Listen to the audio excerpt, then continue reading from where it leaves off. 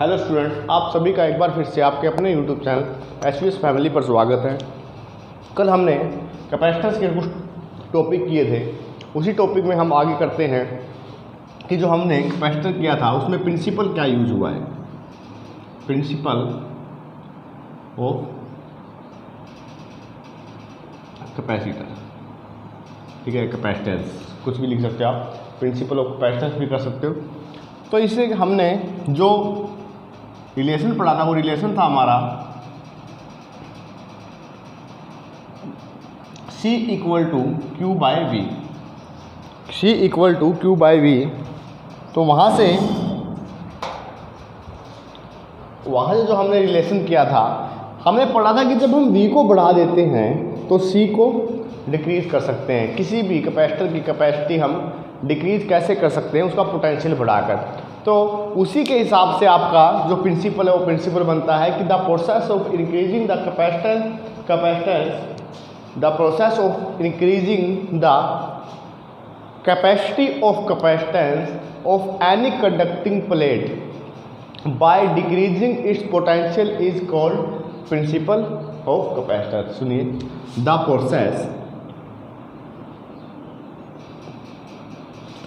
Process of increasing the capacity of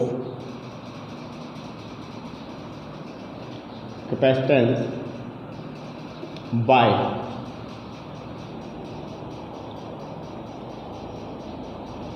decreasing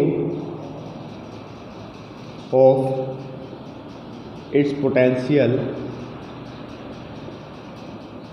is called principle of capacitor, is called principle of capacitor। ठीक है, तो ये हमें बताता है कि अगर हम पोटेंशियल को बढ़ा दें तो कैपेसिटी ऑफ कैपेसिटेंस कम कर सकते हैं, और पोटेंशियल को कम कर दे तो कैपेसिटी ऑफ कैपेसिटेंस बढ़ा सकते हैं। इसके बाद जो सेकंड हमारा जो अगला पार्ट है वो हमने कुछ डाइलेक्ट्रिक को समझा था, और डाइलेक्ट्रिक की स्ट्रेंथ को और सिंपलिसिटी को हम बाद में समझेंगे। तो कीजिए, अब हमारा जो नेक्स्ट है कि चार्जिंग और discharging of a capacitor. Next topic है चार्जिंग एंड डिस्चार्जिंग। ठीक है, कैपेसिटर की चार्जिंग एंड डिस्चार्जिंग क्या करेंगे हम। उसके लिए देखिए, हमारे पास जो इक्विपमेंट रिक्वायर होते हैं वो क्या हो गए। फर्स्ट है रजिस्टर, सेकंड कैपेसिटर, इसकी तो जरूरत पड़ेगी। थर्ड बैटरी, फोर्थ स्विच, ठीक है, और एक बल्ब आप लिखना चाहो तो लिख सकते हो। तो इन सभी को हम किस में कनेक्ट करेंगे, सीरीज में। तो आपको मैं पहले बता दूं कि प्रोसेस हम जो कंसेप्ट है वो कैसे करेंगे वो समझिए। कि हमने मान लीजिए दो प्लेट है हमारे पास, न्यूट्रल प्लेट है, तो हम इनको चार्ज कैसे करेंगे, न्यूट्रल प्लेट को चार्ज कैसे करेंगे। तो चार्ज करने के लिए हमें क्या करना होगा, इससे इलेक्ट्रॉन इसे देने होंगे, इससे इलेक्ट्रॉन जाते रहेंगे, तो इसके पास इलेक्ट्रॉन आ जाएंगे, तो ये ऑटोमेटिकली चार्ज हो जाएगी वो। लेकिन ये इलेक्ट्रॉन देने के लिए हमें किसकी ज़रूरत पड़ेगी, उसके लिए ही हमें बैटरी की ज़रूरत पड़ेगी, जो कि हमने अभी अपना सर्किट बनाना है। तो सर्किट समझिए कैसे बनाएंगे हम। ये बैटरी, ये स्विच, रेजिस्टेंस, ठीक है, CR, ठीक है, और यहाँ पर भी है इसका पोटेंशियल। एक चीज़ ध्यान रखना, इस सर्किट को हम बोलते हैं RC सर्किट। इस सर्किट को हम क्या बोलते हैं, RC सर्किट।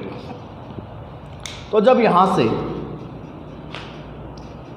से करंट की डायरेक्शन होगी ये, और इस प्लेट से इलेक्ट्रॉन आएंगे वो इस पॉजिटिव प्लेट की तरफ आएंगे, और जैसे वो बैटरी में एंटर करेंगे तो बैटरी खुद एक एनर्जी का सोर्स है, तो वो बैटरी उसको इलेक्ट्रॉन को आगे की तरफ वैसे ही धकेल देगी और स्पीड से। तो ये मान लीजिए स्विच यहाँ पर लगा हुआ है, तो वो यहाँ से आएंगे इलेक्ट्रॉन और यहाँ से आपका जो जाएगा करंट, पॉजिटिव चार्ज।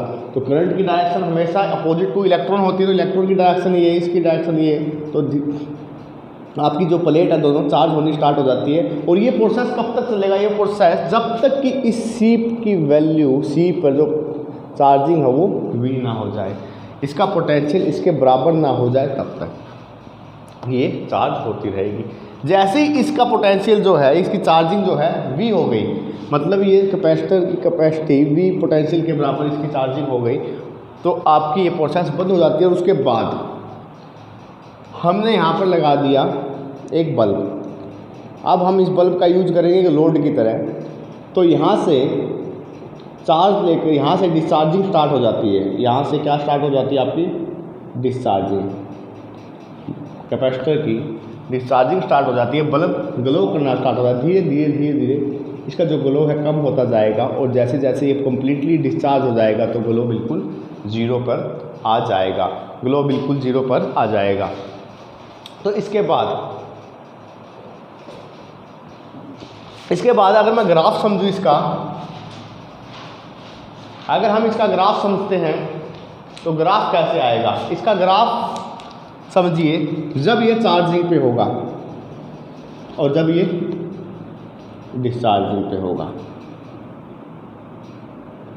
चार्जिंग और डिस्चार्जिंग, ठीक है, चार्जिंग और डिस्चार्जिंग पे होगा तो ग्राफ का कैसे आएगा? इसमें किस फॉर्म में चार्ज आ रहा है, इसमें फॉर्म जो है चार्जिंग कितनी है, इसमें चार्जिंग की फॉर्म जो है Q है, तो Q और किसके बीच में चार्ज बनेगा ये? तो हमारा जो ग्राफ बनेगा इस तरह से, हमारा जो ग्राफ बनेगा इस तरह से, और यहाँ से डिस्चार्जिंग के वक्त इस तरह से। तो ये जो पॉइंट है मेरा,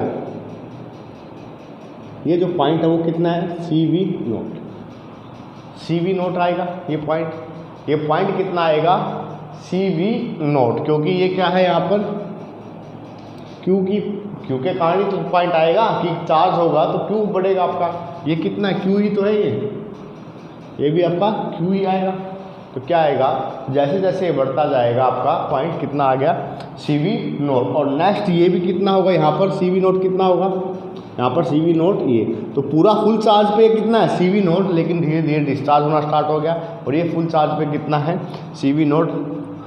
जब जीरो से स्टार्ट हुआ चार्जिंग होना, तो इस पॉइंट पे जाके ये फुल चार्ज है और इस पॉइंट पे डिस्चार्ज होना स्टार्ट हो जाता है, ठीक है। तो ये था हमारा चार्जिंग और डिस्चार्जिंग, चार्जिंग और डिस्चार्जिंग का कंसेप्ट, ठीक है। अगला है हमारा नेक्स्ट, अगर हम करें इसके अंदर कुछ समझने की चीज़ें जो है कि टाइम कांस्टेंट। टाइम कांस्टेंट क्या होता है?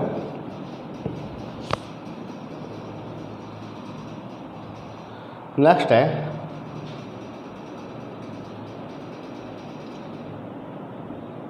टाइम कांस्टेंट क्या होता है।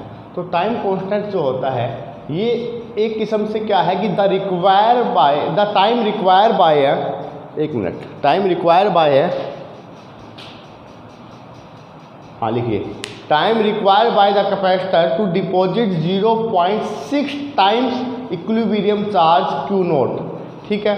मतलब क्या है कि 0.63 Q नोट को कितने टाइम में कैपेसिटर को चार्ज करवा सकता है, मतलब 0.63 Q नोट, मतलब इतने टाइम्स अगर मैं लिखूं कि 0.63 टाइम्स ऑफ Q नोट, या ये Q नोट चार्ज कैपेसिटर को हम कितने समय में करवा सकते हैं, उस समय को बोलते हैं टाइम कांस्टेंट। तो हम लिखेंगे time required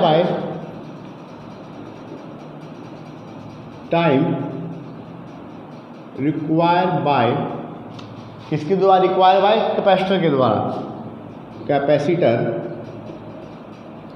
for what? To deposit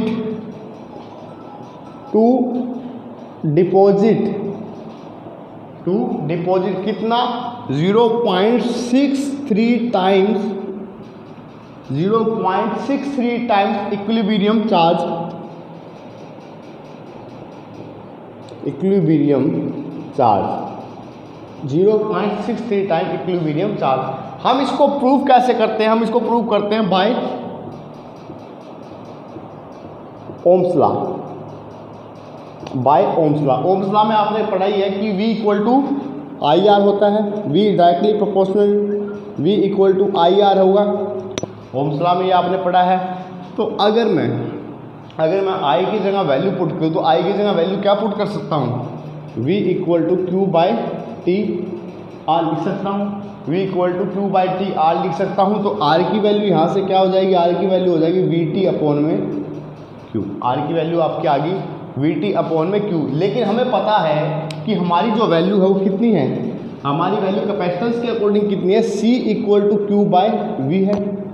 C equal to Q by V हमारी वैल्यू होती है कैपेसिटेंस। अगर मैं यहाँ से, मेरे पास क्या है? V बाई क्यू, और यहाँ पर क्या है? Q by V. देखिए ये V बाई क्यू और Q बाई वी, तो अगर मैं यहाँ से सही करूँ, इसको इसका रेसिप्रोकल करूँ 1 बाई सी, तो V बाई क्यू, तो V बाई क्यू का मतलब 1 बाई सी। तो इसी में क्या आ जाएगा? R equal to V by Q, तो ये आ जाएगा आपका T बाई सी। कुछ गलती की है यहाँ पर, ये क्या आएगा? हाँ ठीक है, T बाई सी। तो इसको मैं लिख सकता हूँ R इक्वल टू, यहाँ पर R equal to 1 by C into T. तो R इक्वल टू आ जाएगा 1 बाई सी इंटू टी। तो यहाँ से आ जाएगा RC इक्वल टू टी। यहाँ से हमें टाइम कॉन्स्टेंट मिल जाएगा जो कि RC सर्किट में होगा। ये किसके कारण है? किस सर्किट के कारण है? RC सर्किट के कारण है। तो आज के लिए इतना ही। कल की क्लास में हम इससे आगे पढ़ेंगे। तब तक के लिए थैंक यू।